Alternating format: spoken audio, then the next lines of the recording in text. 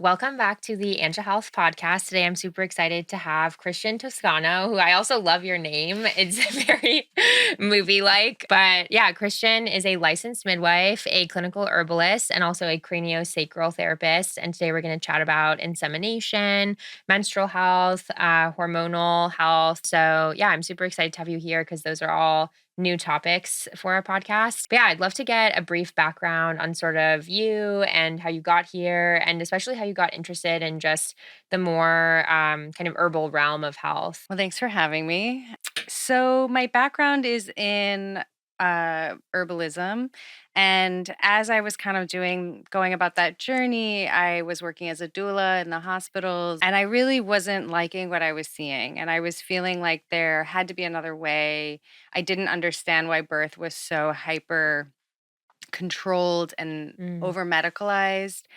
And when it didn't need to be, there's definitely births that need a lot of intervention, and we're grateful for that intervention. But when I was in that system, I felt like, we're missing a piece, and which is these are transformative life experiences that are inherently sacred. And hmm why are we not coming to it with some intelligence and understanding that the body is designed well and knows what to do? So I went on after herbal school to become a licensed midwife, and I have a private practice now on the East Side in Los Angeles, and I specialize in home birth. Okay, awesome. I'm curious what inspired you to be a doula.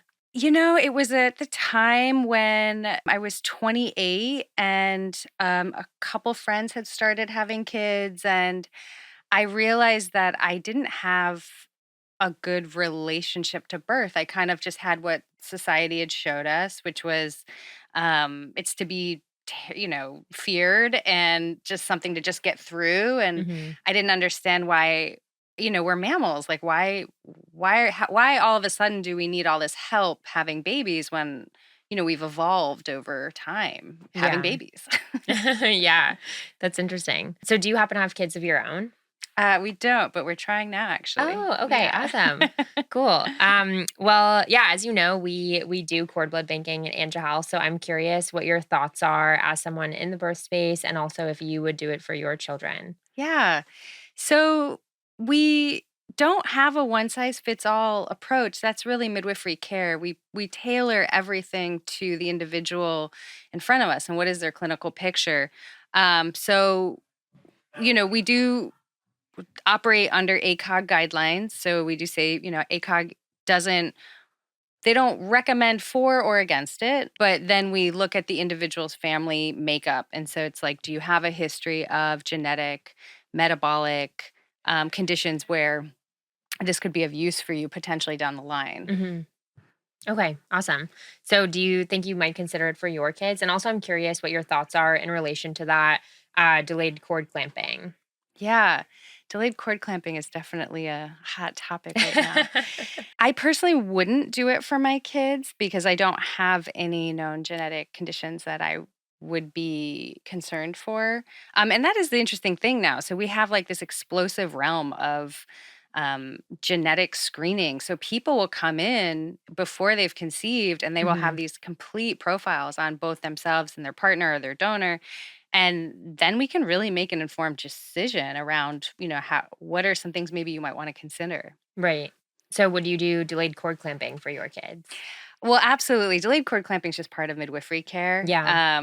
The way that we approach physiologic birth, meaning unmedicated, is when a baby's delivered, they go straight on top of the birthing person, the mother, and we're doing the assessments on them, and we're not cutting the cord. So, hmm we're that is essentially the baby's backup oxygen supply. They're getting their stem cells. They're getting up to a third of their whole blood volume. And so we typically don't cut it unless for some reason we needed to help facilitate resuscitation for the baby if we weren't able to do that on the mom. But typically we don't cut it for up to an hour, Mm. which is very different than what the hospital calls delayed cord clamping, which is about 20 to 30 seconds, Mhm. which to me is still immediate clamping. And that really varies from provider, but a lot of that is because in the hospital, it's set up more like an assembly line. And in order for them to break up the room and let the team disperse and attend another patient, they have to kind of complete their duties with that one in front of them. So the benefits of midwifery care is that we're really tailoring the whole experience to the individuals in front of us. Fortunately, we don't have other people to go run to, so we can make that really one-on-one, like concierge care. Right. Okay, awesome. What makes you say that it's a hot topic right now? Delayed cord clamping specifically. Yeah, I feel like because people are reading about this and saying, we want this for our kid. We know we're hearing about stem cells. We're hearing about the importance of, delayed cord clamping. Mhm. And so then they ask their provider, or they request it at the birth. And what people don't realize is that the time in which it is done. So here we are trying to get educated as consumers. I want to advocate for my baby to have as much of their intended nutrients and blood and stem cells in them. And also, it's a backup oxygen supply. So, if we have a baby that's transitioning or needs a little help transitioning to being an air breather, we have them getting oxygen through that cord. Mhm. In the hospital, it's not defined what exactly delayed cord clamping is in terms of time. So, the midwifery model is to wait until there's absolutely no pulse happening, meaning, the baby has gotten all of the blood, all of the stem cells inside of them. And the cord goes to looking like a fat, robust, pulsating cord to like a thin piece of linguine. Yeah. Well, I'd love to shift into our sort of hormonal health and insemination related questions since that's more so your specialty. And especially, it's really interesting. Congrats that you're trying to have a baby. But I'm curious, yeah, how that kind of plays a role in like now that it's you, like how do you think about, yeah, what you consume even and just your lifestyle? So yeah, if you have thoughts on that before we start. Yeah. I think that the preconception period is an underspoken about topic. And Yeah, we've had people say that before, like even things like testing and yeah, just your lifestyle. testing, preparing your body. I mean, many people take a prenatal and they start there. But as we get older, like I'm 41, and Mm, as we get older, our bodies need more nourishment. And how we mhm, look and see the health and well being of our bodies is what's the health and well being of our menstrual cycle? mm, How's our sleep? How's our yeah, elimination? What are our stress levels? Because all of that is going to factor into um, our ability to conceive. right. Okay, awesome. So yeah, with that, can you sort of explain the connection between hormonal imbalances and any menstrual cycle irregularities? Yeah. So people don't realize that the symptoms we're having during our menstrual cycles, cramps, breast tenderness, moodiness, night sweats, fatigue, irritability, are not normal. Mhm.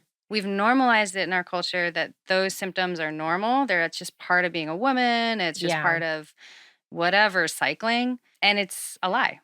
And I, was someone who also kind of believed that. I was like, oh, it just sucks. I have cramps. Mhm. I just feel like I want to like claw my partner's eyes out, Yeah. like once a month. And I'm like, that's not normal. And so, I started looking at holistically, like, how did I get here? How do people get here? And then we start looking at, well, like, what are the effects of stress on the hormones? Mhm. What is a healthy menstrual cycle? Like, we all cycle differently. So, Yeah. generally, we're looking at a cycle that comes regularly. We don't have more than 6 days variation. So, a 28-day cycle, not many of us have. Mhm. That doesn't mean that that's a perfect cycle. You can be healthy and have a 31, 32-day cycle. How much is normal blood loss? Are clots normal? Clots are not normal. They're signs of hormonal imbalance. My mission is, really to normalize that, like, we are fertile beings well until we're not. We have this like age 35, oh, you fall off a cliff and then you can't conceive. Well, guess what? The vast majority of my clients are older people because Yeah.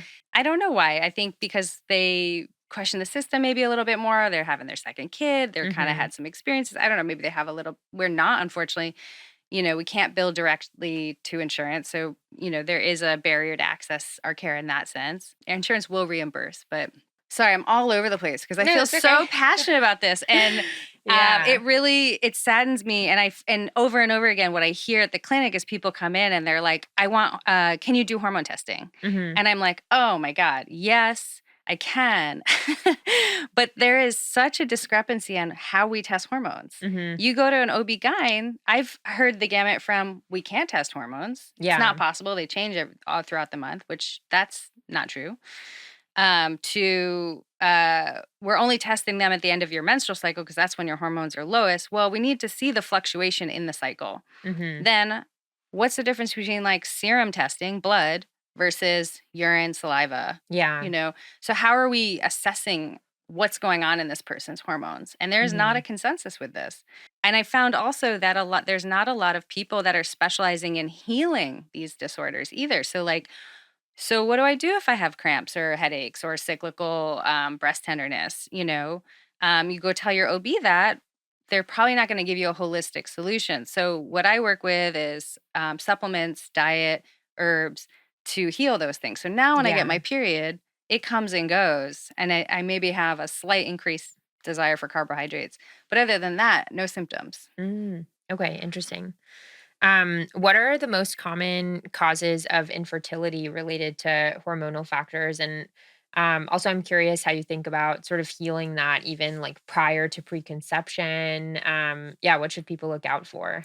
So the most common cause of infertility is not ovulating regularly. So our ovulation is like putting money in the bank. It's Hmm. like, when you ovulate, you release progesterone every cycle, and that amount of progesterone feeds into our cumulative progesterone. There's so many different conditions out there now that are impacting fertility, and or people are on hormonal birth control, and to the day they want to conceive, they get off it, not realizing there's a detox period. And Hmm. for some people, that detox period can take 2 years, Yeah. depending on the length and time they've been on the hormonal birth control. People aren't really informed about the decisions they're making. There's not true informed consent around, I think, some of these things. Where if people knew that, maybe they would choose different strategies for themselves. And I kind of went off topic, I think, again. That's I okay. know. That's okay. Yeah, I think just like So yeah, how do people relation to infertility. right relating to Yeah. infertility? um, so so not confirming ovulation regularly is definitely one of them. Hmm. And then we go like, okay, well, how do you do that? And so we talk a lot about like if somebody comes to me for like a menstrual wellness visit, which is like I call it holistic gynecology, meaning we're going to look at what are your menstrual symptoms. Hmm. Do you have hormonal imbalance? How do we screen for them? Um, and then how do we treat them? So if you go to your OB and you're like, well, I have irregular periods, they're going to recommend hormonal birth control. And that doesn't heal the root of the problem. It just masks it. It's like putting a blanket on a fire. So then when you want to get pregnant, oh, well, look, you never healed that underlying condition. Now we've taken the blanket off, Hmm. which was the hormonal birth control, and the fire's still there. Hmm. So how do we heal it? Yeah. So, how does that typically manifest? Like, can someone tell that they're not ovulating regularly without a test? And if not, like, what test would you recommend for someone to be able to tell that they're ovulating regularly, especially since that's the number one cause of infertility? Absolutely. This is where it gets really exciting because people are really there's all these amazing devices out now. Like technology is booming. The at-home revolution with like I'm monitoring myself or Hmm. there's like and people are also looking to like what are alternatives to hormonal birth control? And so Hmm. there's people cycle tracking, they're looking at fertility awareness method. And what we talk about a lot is how exactly that. How do you confirm ovulation at home? So there's definitely products you could invest in that are testing the urine metabolites of the hormones that are cool. Hmm. That's not, and so like I say to people, you can spend as much as you want or you can spend as little as you want. And there is, fertility awareness method is basically free. You just need to buy a thermometer, for under $10, and then you can Yeah. start doing this practice. And then I teach you how to do it. And so we look at, and fertility awareness is it's tracking your cycle on a calendar. It's looking at your cervical mucus, and that's your cervical discharge, which changes throughout your cycle. Hmm. and is an indicator of ovulation, tracking your cycle, and then taking your temperature. And your basal body temp increases after ovulation. Those three things give you a pretty good picture of what's going on in your body. And our menstrual cycles are 4 different things. It's the follicular phase to ovulation to luteal. No, wait. Sorry. I'm getting so excited. Yeah, you have your follicular phase, ovulation, luteal, and menstruation. And so, how you move through those phases and what the signs are going on in your body, I want people to connect to so that they can feel empowered and being like, I'm in my fertile window. And guess what? If I'm not trying to have a baby, I'm going to use, protection, withdrawal, whatever. Or if I'm trying to achieve pregnancy, this is the time to do it. So I can, make that happen. Yeah. So without testing, are there any signs of infertility that someone should look out for in their menstrual cycle in general? Like if you have an irregular period, does it mean that you're infertile, for instance? Not necessarily, but it can. And when you skip, if you don't bleed for several months, those are signs of anovulatory cycles, meaning you're Mhm. not ovulating. One of the best indicators of your fertility is what's going on in your underwear. So your cervical mucus was the stuff I was talking about earlier, and it goes through phases where when Mhm. you get around ovulation, it's going to get to egg white consistency, these globs that to me are beautiful affirming signs of our health. And I wish we had been taught this when we began cycling so that we would feel more empowered about our bodies. And, a lot of people feel a little disgusted by what's in their Yeah. underwear and ew, why is this coming out of me versus no, that's your fertility. That's your strength. Yeah. And also then teaching us, well, does it have an odor? Does it have a color? Because those are signs of infection or pH imbalance. Mhm. So what's a healthy cervical mucus versus, what could be abnormal? So if you're able to confirm that beautiful egg white stretchy mucus, which is different than arousal fluid, so we talk about when to collect it and how to look at it. I show people pictures and stuff, but all of this is available on the internet too, and there's books and books on it. And what I love about fertility awareness is that it can also be an indicator of your health, meaning, hey, like when I started trying to conceive, I was seeing that my temperatures were super low, which was speaking to, my thyroid was technically normal, but I was trending towards an abnormal thyroid. So Hmm. I'm not going to wait till I'm in the abnormal range and really having a disease state expression. I'm going to try to start, uh, you know, working on how do I get my luteal temps up. How am I going to, meaning, how am I going to support myself in making my own progesterone? Mhm. So you mentioned more people should know what healthy discharge looks like versus not. So what does healthy discharge look like? Like you mentioned the color and the odor. Like I feel like I've read a lot of I myself have done a lot of like Reddit searching. I feel like that's sort of the typical Yeah. route is people just like search on Reddit because Yeah. they don't know what else to do. Yeah. The Reddit, internet. I mean, yeah, we are all out there self diagnosing. Yeah. Practitioners too. We do it too. And I think while I'm doing it, damn it, I know better. I shouldn't be doing this. But Mhm. it's like the devil's in the room. We have you have this connection to an Yeah. unlimited source of information.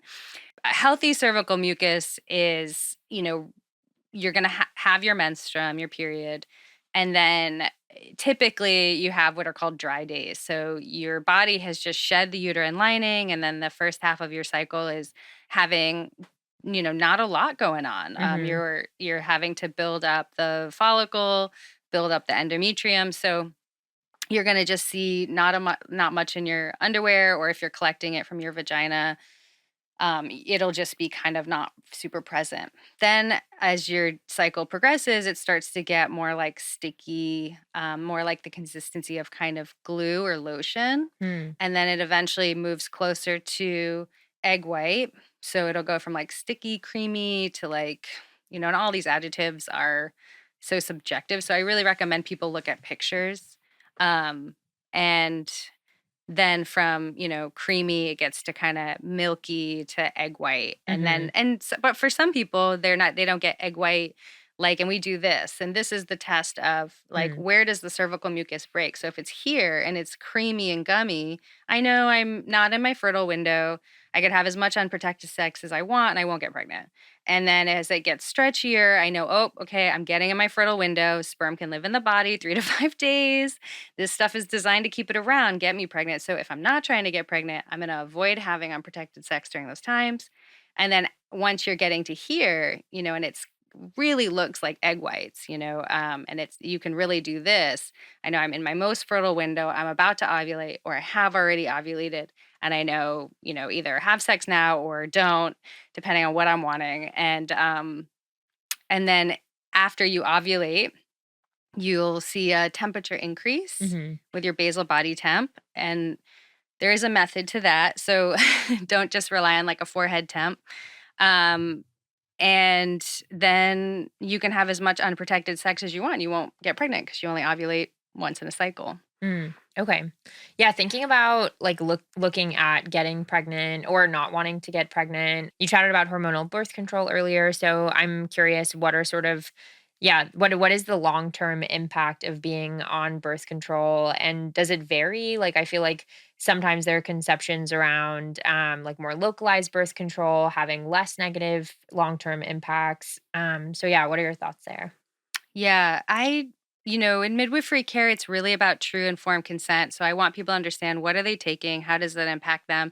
And it's not so much about like, well, what does Christian do? Or but I do want people to know that I do have one strong bias, and it is really against hormonal birth control because of Mm, how it depletes the body and mm, what it's doing to our hormones. So you can look at cultures, indigenous cultures that don't go on hormonal birth control, and they don't even have menopausal symptoms. mm, And you go, why is it that like people are having horrific menopauses? I haven't gone through menopause, but it doesn't seem fun from what I've seen and or what my patients explain. And I'm like, why? And the more research I've done is because like we're messing with our hormones, and one of the benefits of ovulating every month is that you're putting that progesterone, you're releasing progesterone, you're making progesterone, releasing it, and then you're essentially putting it in a bank. And when you're on hormonal birth control, you're on synthetic hormones that are they're named similarly, progestins, which are yeah. not progesterone. But people go, I've been on a progesterone only birth control. And I'm like, Mhm. that is not true. You're on a chemical that your body's going to have to detox, and you're not getting the same bio support from it. So, meaning when you ovulate every month, it's going towards your mood health, your bone health, your cardiovascular health. Huge reasons to ovulate every month. And so, when you suppress ovulation with a hormonal birth control, then the next medication that women are most likely to put on are antidepressants Mhm. because it suppresses our moods. So now we have all these people who are not getting the benefits of the biological cycle of making and storing their own progesterone, and now they're depressed. Mm. Yeah, so you chatted about up to 2 years of sort of re-regulating following birth It control, can be so up to 2, but not some people can, ovulate a month after. It yeah. depends on what was going on with them before prior. I see people that have PCOS, they were put on birth control for 10 years or the NuvaRing or the Nexplanon, the implant, and Mhm. then seems like people who have hormonal imbalances to begin with have a harder time detoxing it and then, take longer to conceive. But we Yeah. work on, well, how do you detox hormonal birth control, right? How do we support your body? Because it's not, look, we're given the information and we made the decisions that we did at the time. Like, Mhm. you know, and so it's not about shaming anyone who's on it. It's just like, do you understand the implications? And if you do you want to continue being on it? Mhm. As a midwife specializing in hormonal health, what birth control options do you recommend if you're not so much a fan of hormonal options? Yeah, if you're like, look, I don't want to be monitoring my cervical mucus and doing my basal body temp, is fair. There was definitely times in my life which I was like not as body literate or Mm. just didn't have the time or, I was running and I didn't care. So an IUD, a non-hormonal IUD is a great option for some. Some people do get some pretty negative side effects, which would be like heavy menstrual periods or Mhm. discomfort during sex. So, but for the vast majority of folks, they, once they have their IUD put in, don't complain. And you're still cycling. So you're still getting the benefits of making your own endogenous progesterone. And so you're not messing with any of your biological balances. Yeah. Okay. Interesting. Yeah, I recently got on the Nuva ring. Mhm. So I chose it because I'm kind of scared of the IUD. Yeah. Because I've had so many of my friends like talk about, yeah, just like the negative side effects that have come with it. Like pretty much all of my friends have had some kind of really, really bad effect with every form of birth control. Yeah. It's an imperfect, yeah. We've been trying as a society to come up with a solution that works because, we do need to have the right to be able to determine when we want to have babies and when we don't, hmm Yeah, definitely. I'm curious how you think nutrition and exercise play a role in hormonal health and what typical lifestyle changes you recommend, especially if someone is trying to conceive. Huge. Yeah. So, well, one of the first things we say is like, if you're trying to conceive, to act like you're pregnant, essentially. So, like, is this the level of stress you'd want to be running under if you were Mm, pregnant? Is this how you would eat? Because we do all kind of like be like, well, I'll do it when it really matters, yeah.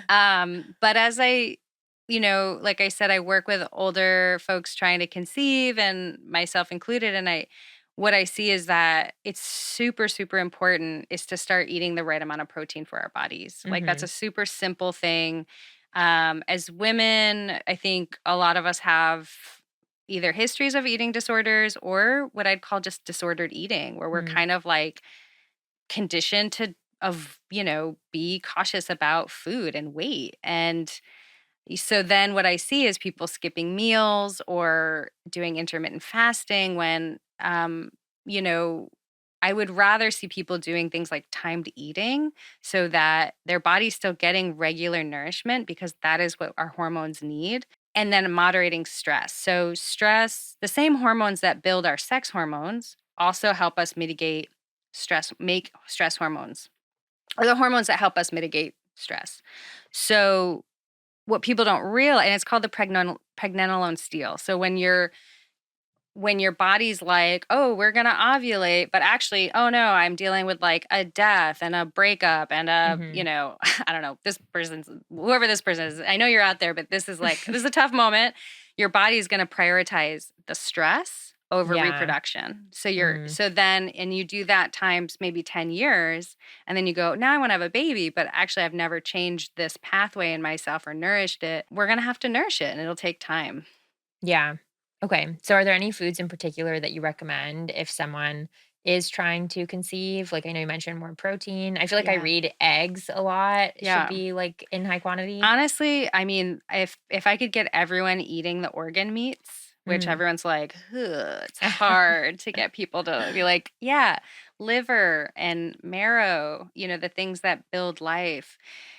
And they're the most nutrient dense. So, one of the reasons I work with supplements is like it's a huge industry, right? So we have to be careful about like who's selling us what and why and where, how is that supplement sourced and made? And, it's unregulated, so it's really hard for us to know what we're getting. But what I tell people is our farming practices are not as nutritious as they used to be, nor with our animal raising Mm. practices. So we have animals that are not eating natural diets. They're eating, things to bulk them up, but not necessarily nutrient rich things. So all of our food chain is more or less depleted. Even if you're eating organic, you're just like our soils are depleted. And so what I say to folks is like I want to recommend supplements supplementally. So meaning like where are the deficiencies? And then let's build you back up in those places. And then once you're at there, you can cut out the supplements. So it's not just like indefinitely or people are like that's a big question I get or people are like when do I stop taking the supplement? And you're like Mm. when you have no more symptoms. Yeah. And then we know you're nourished, and or if you're having adverse symptoms, then we're going to have you stop taking the supplement. So focusing on protein. And what I recommend is really like 75 grams, which is a lot. It's Mm. like 25 grams of protein with every meal. And then when you'll Yeah. find is if you just start with that, it's going to then speak to your energy levels, your sugar cravings. Just that little adjustment will really help support your body so that you don't start spinning out or like relying on the other things that have compensated for the lack of nutrition, like the refined carbohydrates, the sugar, the caffeine. Not that you can't have those things while you're trying or when you're pregnant, but we want to look at like, well, why are you craving them? So one of the Mhm. things we see is like when folks crave something sweet after every meal, it's that they didn't get enough protein in that meal. So the body's like, sugar is readily available Mm. um, eh, energy. Like I'm going to demand that, my gut is going to be like, you need to give me that Yeah. because I didn't get enough of what I needed. And then one of the things that protein does is it balances your blood glucose. And so the relationship of insulin to hormones is a whole thing that I could go off on. But just the simple end of it is that protein helps balance and stabilize the blood glucose so that, you don't have those spikes so that your body then does maintain the hormonal balance. Mhm. Okay. But it doesn't mean like you have to go paleo, for example. Yeah. It could be plant sources too. Yeah. Definitely you can do this as a vegetarian. Okay, awesome. I feel like hormonal health is honestly often ignored. Like it just seems like a more neglected area of health. So I'm curious how you think more healthcare providers can be better about sort of addressing hormonal health in general. Yeah, especially like thinking about fertility and folks that are trying to conceive. Yeah, hormonal health it's an under, in med school it's not really taught. How do you heal hormones? It's not Hmm. taught at all. And that's why, it's not that your OB doesn't want to help you. It's that they're not taught and then the tools that they're given are things like hormonal birth control, which we know don't heal the symptoms. So what I'm invested in is people understanding what their fertility looks like, how to monitor the well being of their body by their menstrual cycle, and then how do you eat to support your hormones. So, we are a culture of convenience. We definitely like our, our pills. But I want it to be seen more like this, where like your lifestyle and diet are your foundation. Your supplements and herbs are things that you can do to nourish those things. But if you're just trying to throw a supplement and you're like, I'm gonna still work, 50 hours a week and be super stressed out and like eat on the run, never cook, it's going to be really hard to balance your hormones. We're a holistic human. And as much as, I've also been guilty of like, I'm just kind of throwing a supplement and not really wanting to change my life. It's like we have to, Yeah. you know? Yeah. If someone is experiencing fertility challenges, where should they start and what kind of like treatments or solutions would you recommend? So, I mean, fertility is like, wow, this whole topic, right? I think I forget if this was it exactly, but I'm pretty sure we had a guest on that basically said that the greatest cause of fertility challenges is unknown. Yeah, it is. And yeah, I think she was a IVF doctor. Yeah. But yeah, it's just wild. So yeah, where should people start if they're having trouble conceiving? And also I'm curious, like how long should someone conceive naturally Yeah. before they start seeking out these kind of treatments? That's what Or should I they start before? absolutely. Like we should know what's normal. How long is trying normal? So how infertility is diagnosed is trying for up to a year unsuccessfully. Hmm. Okay. What I want to know, and then if you get older over the age of 40, it's trying for 6 months. I want to know what is the health and well being of their menstrual cycle, right? So, like that IVF doctor, and many IVF doctors say this, we don't know why is this person not conceiving. They're not doing studies on what is the health and well-being of that person's menstrual cycle before they go to those interventions. So that is the number one is like, people will try and then they're like, oh no, well then let me rely on this technology, which is a fine solution. Um, but it's not an option for a lot of people. It's financially inaccessible. So it's not, without its barriers. The other thing to start is like, are they tracking appropriately? Do they know, are they just kind of like, we're just kind of doing it at our own rhythm? Or are you like taking your temps and doing LH strips? And, there's like Are you wearing one of those Yeah, rings? Oura ring. Yeah, so Yeah. that's the tempering, and Yeah. that's like if you don't wanna do the under the tongue, I think those are great. Yeah. Yeah, I Um track it for my sleep. I actually didn't know when I got it that they had menstrual cycle tracking, and I think they actually launched it because I got it over a year ago, but, they launched it while I had it. So, yeah, I just got it to gamify my sleep basically and, Yeah. better improve it, but, yeah, it's been really interesting because even, yeah, looking at the body temperature, I was better able to predict when my period would come, and even just the fact that it tracks body temperature, like, sometimes I could tell if I was about to get a cold because my body temperature would be slightly higher than normal. Right, So, right. yeah, that was all interesting. Yeah, or drinking. Yeah. Definitely Yeah. shows that too. Yeah, so there's these devices and things that you can introduce to be like, "Okay, are we trying in the right window? Are we trying at the right time?" We look at the partner too or the donor. What's the quality of the sperm? What's going on Mhm. there? What are your expectations around conception? So like, most people want it to not be processed, but can we normalize that it can take time, and that is part of the discussion and decision making with choosing to do other interventions, but then also knowing that the interventions don't necessarily speed up the process for some people. So it doesn't at all. So then I go back to, we have to then prepare the bodies for these processes. So, like looking at the menstrual cycle, are there deficiencies? Are they confirming ovulation every month? And then, what are the lifestyle and well being of the partner, the sperm? So, like, or the donor, and then how can we support them to also then have healthy bodies? Yeah.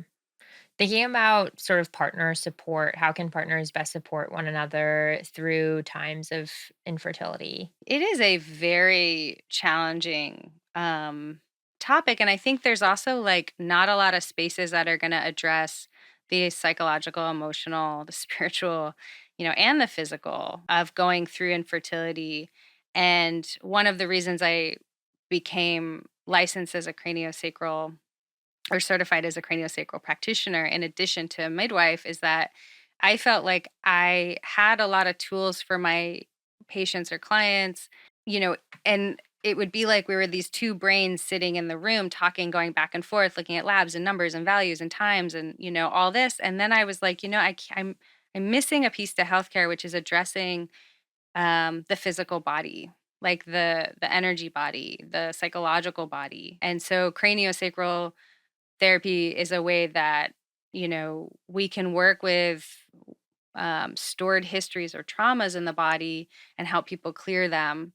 So it might be that, like, this person had a miscarriage or an abortion that they haven't processed through, and Mhm. that's still kind of occupying their womb space. Mhm. So we can get, my brain is kind of both worlds where I love the science stuff and I love, lab work and all this. It's amazing all the stuff we can do, right? Like, and then there's also the metaphysical that we can't deny. And so it's working on the soul realm. Well, I'd love to chat about insemination as well because I feel like typically people, I think when they think about fertility, they think women and yeah, but I feel like often male fertility is sort of an ignored section of fertility in general.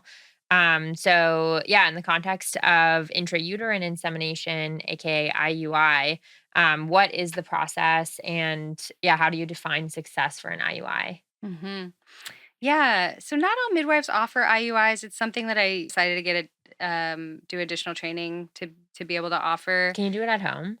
I can. I prefer to do it at my office because I do need like my microscope and stuff. But Yeah. I do offer home visits, but it's a little bit easier just at my clinic. Yeah. But our clinic space it's really beautiful. It's like it feels more like a spa than a clinic, and you know our paps and inseminations are done on like a massage table with like a soft wool cover, and we don't use stirrups, things like that. And it's also with a provider that's, not a hyper medicalized space. So kind of Mhm. once you go into that, the fertility clinic realm, it becomes really about timing and scheduling and ultrasounds and this whole experience that really makes people stressed out.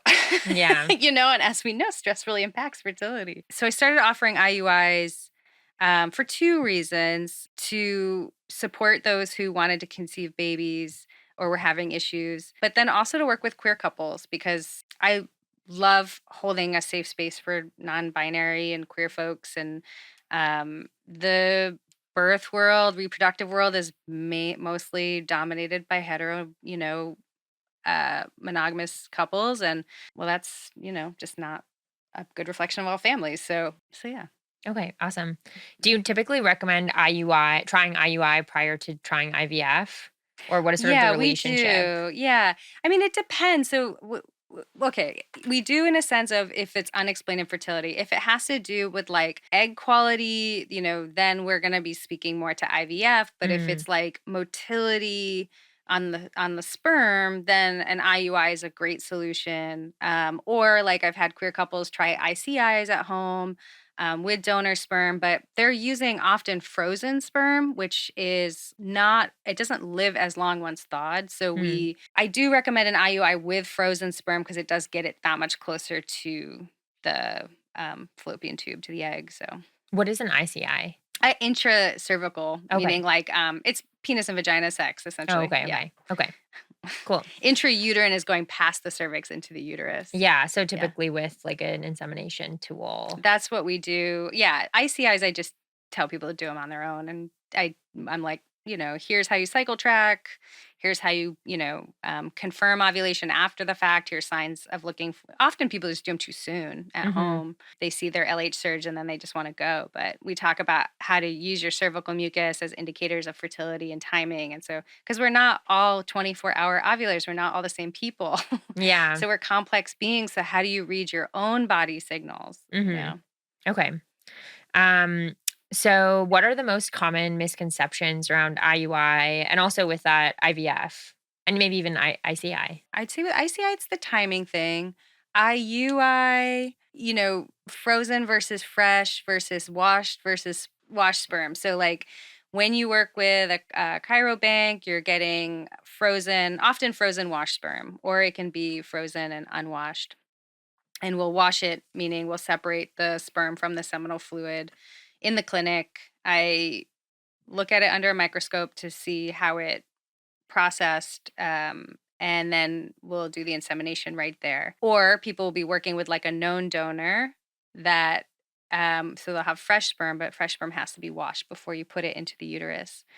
So we'll do that as well there. With IVF, I think some of the misconceptions are I'd really recommend people to heal their bodies before they go through those processes to increase the likelihood of it working. Mhm. Meaning, take 6 months to really like, you know, feed the mitochondria of your cells, make sure your menstrual cycles, you're growing a nice thick endometrium that's thick enough to support implantation, to increase your chances. And I think with fertility clinics, they're responding to the need and they're not really, I'm not here to sell people on something. I want people to have good care and to have information. And so I want I guess I do wanna sell them the sense of, like, I want you to take care of yourself before you go through these things because it's immensely emotional to go through IVF, and it's incredibly expensive. A lot of people don't have enough, money to go through multiple cycles of it. Yeah.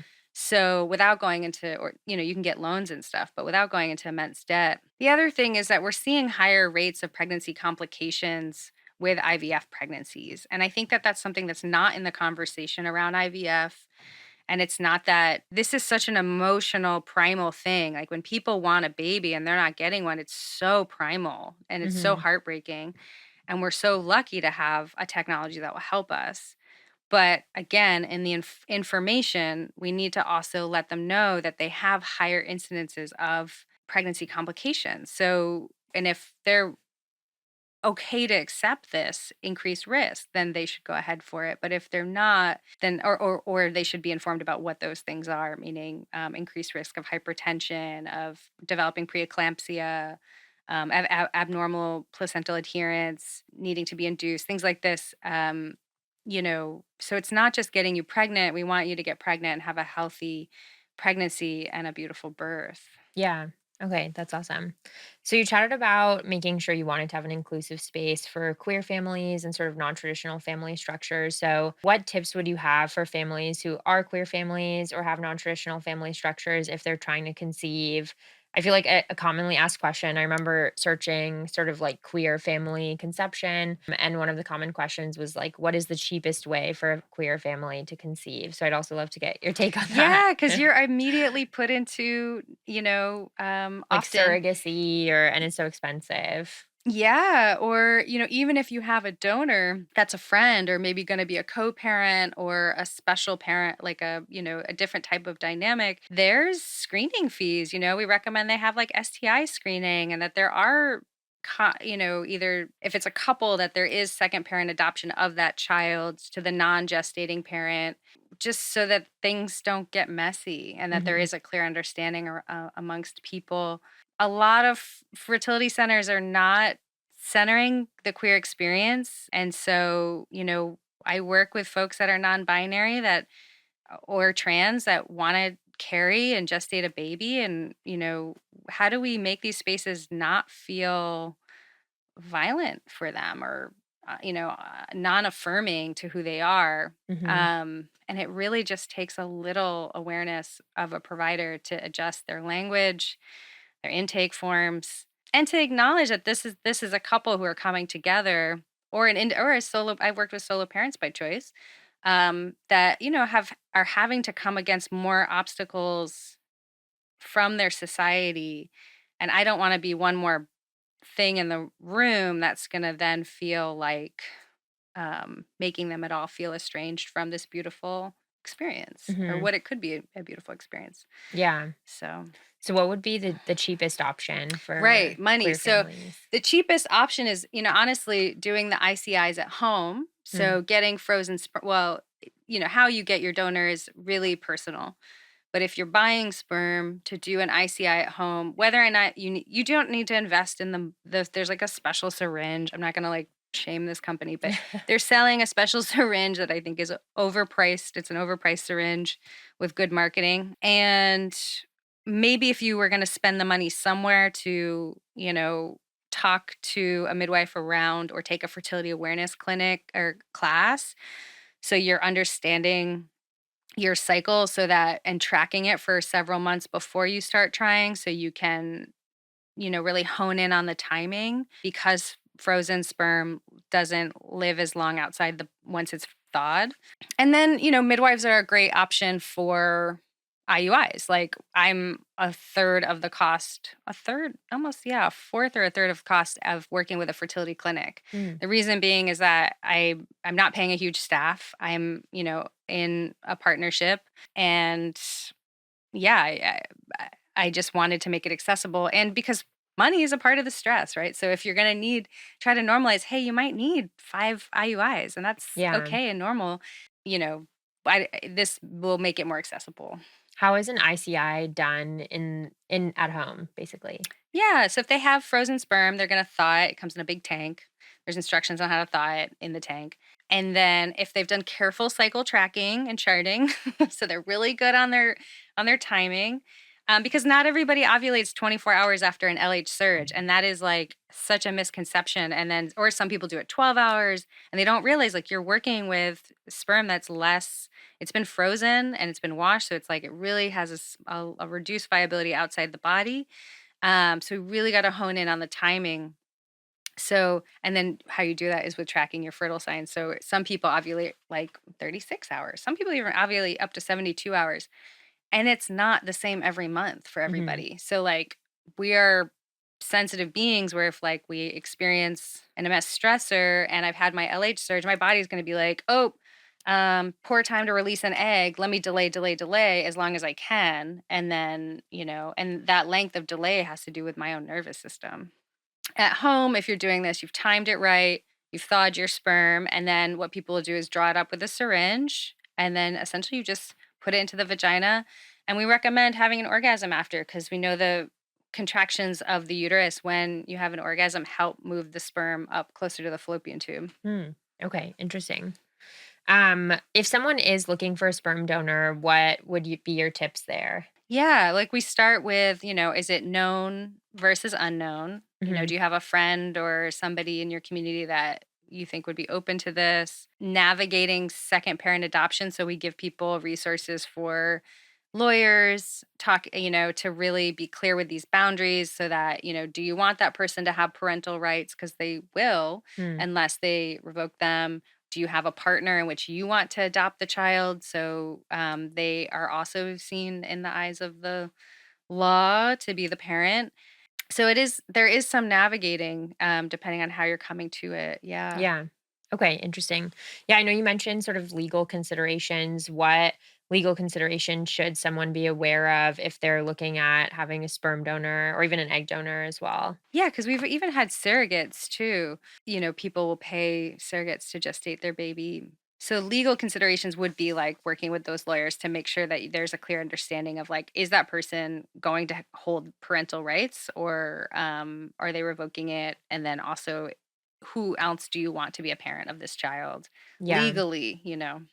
Have you ever had I guess like I'm curious what's the most complex family structure you've been a part of, if you're allowed to speak on it. I am. Yeah. I mean, it's always anonymous the way we share information. I've had, I'd say in this evolving world of different relationships is like, I definitely have folks that are like in poly relationships with co-parents. And it's really quite beautiful to see how people have forged and navigated relationships and dynamics with boundaries and a lot of good communication, clear communication setting and roles and things like that. I had a couple that had two assigned female at birth folks with one he identified as a he. Um and so they were like a triad. Yeah. Okay, interesting. How did they And one choose? gestated the Okay, baby and the the other other one two was were like a donors. yeah, the cis male partner was the father of the baby of the gestate he impregnated the person who gestated and then their their third was also a co-parent. Oh, okay, Yeah. interesting. Um, in terms of post-conception support, what are sort of considerations for queer families, and also what are the best resources for queer families if they're looking at IUI and insemination? Yeah. Resources, I'd say try to find a queer friendly provider. I'm queer myself, so I think that also helps kind of just puts families, people at ease, that they're not, that their relationships will be seen as valid and Hmm. important. And I can't tell you how many times I've seen providers, misgendering all over the place, but then also like seeing, this person's wife as their sister or their mother, and you're like, geez, it just takes one question of sensitivity. It's like, how are you guys related? Yeah, How do you know each other? It's yeah. like not that hard. I'm curious, what is your term, like go-to term for someone who is pregnant? Because I tend to say birthing person, but Yeah, I I've been saying honestly, that too. I know. yeah, I get a lot of social media hate when I say that. Oh, really? Yeah, well, I think What are people saying? they're just like, "You're taking away my femininity Oh, as a yeah. woman," and, yeah, it's actually mostly from women that, like, feel so charged about it. It's true. Yeah, this is a thing that's happening now. I just ask people what they want to be called. Okay, yeah. I when I'm on podcasts or if I'm at the languaging on our website is, we say breast breast/chest feeding. Mm, I do use birthing person or I just say the pregnant person. yeah. Um I say that too, and people are like, "Yeah, I get hate for it." I'm maybe getting hate, but they're not, I don't know, telling me. I don't know. Mm. And I'm sorry because we do obviously celebrate women and, those who identify as women. But we also have to think like, as medical providers, I really think we have to try to be as neutral as possible. And birthing person Right. is a way of including everybody, where like saying women, doesn't include my trans clients and and is actually really harmful for them. Mhm. Yeah. And there's, I mean, talk about like people who are like under screened and under get supported services in the medical field is like, people who are just don't feel safe going to those spaces. So Right. we all need space to go to be like, talk about our bodies that feels okay, you Yeah. know? Yeah, we did an Instagram live with a trans non-binary person recently, and yeah, and he was mentioning that yeah, he goes by he they, but yeah, he was mentioning that he basically brought a packet of frequently asked questions to every single appointment he had surrounding his birth and pregnancy. And yeah, I thought that that was really insightful because I feel like even pregnant parents who are like completely traditional, like cis parents in like a marriage, like even they could benefit from having like FAQs just about their own medical history or what have you. So yeah, I thought that was something like really notable to just learn from. Totally. And I'm seeing more of a trend in with our clients too, where people are like, we're gonna try not to like overgender this child and just, let them reveal to us. And, it brings up so much in society, and people get very visceral reactions. And I guess I just keep going back to like, well, I mean, what if it was you who didn't feel like you were being represented or like affirmed to who you were? Like Mhm. you'd want this. So like it's like not, and so I think part of this is like around like how are you centering the discussion in your head or with your friends or to people you're commenting on Instagram or whatever. Like, is this person talking about you, or Yeah. are they like just trying to include people? Mhm. So are you centering yourself in a conversation that's really not Yeah. about you in this Yeah. moment? Yeah, that's kind of what I always thought was interesting about the whole pregnant person or birthing parent terminology discussion was like I feel like if I'm talking to a mom that is like female identifying, then I can call her like a pregnant mom. Totally. But then But it not all people doesn't. want to be moms. I mean, I've Yeah. had, you know, um, gender nonconforming parents that were like, I'm not the mom, like, and they had a cute name that they wanted to be called by the child. Like, and I was like, what's the kid going to call you? And they were, and they had Yeah. come up with Like something. Kris Jenner, I think her grandkids call her Lovey. Exactly. Exactly. Yeah. Not hard. And what does it do for that person? The world. Mhm. So why would we not want everyone to have that Yeah, affirming world? definitely. Okay, cool. Well, yeah, thank you so much for being here. I really appreciate it. It was interesting because we haven't had, yeah, anyone chat about hormonal health yet on our podcast. So, yeah, I'm really grateful that you're here today. Cool. Thanks for having me. Yeah.